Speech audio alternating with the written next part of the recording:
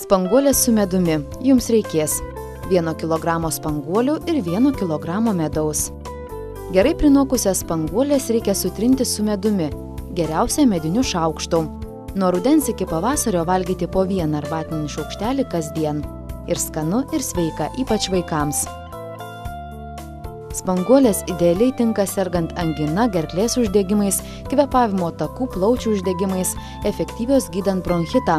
Spanguolės su medumi – skaniausias imuniteto stiprinimo būdas. Rasa Gudonienė pirmoji atsiuntusi savo sveikatos receptą pretenduoja tapti šio mėnesio konkurso nugalėtoja.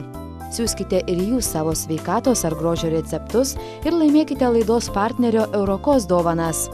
Šį mėnesį Eurokos pristato rusišką plaukų priežiūros priemonių liniją. Pristatome naują produktų liniją Zolotoj šolk укрепитель Lukovic valos unikaliu peptido VIT5 kompleksu, kuris skirtas aplink plaukų svogūnėlius esančių audinių elastingumo atstatymui, kraujo apytakos gerinimui ir jų aprūpinimui papildomomis reikalingomis maitinančiomis medžiagomis. Kompleksas peptido VIT5 gražina plaukų svogūnėliams gyvybingumą, stiprina plauko funkciją galvos odoje, stabdo plaukų slinkimo procesą.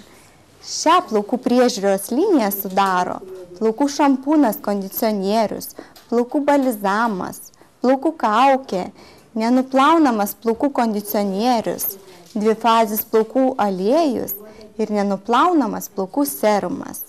Stabdykite plaukų slinkimą su 5-eriopa jėga.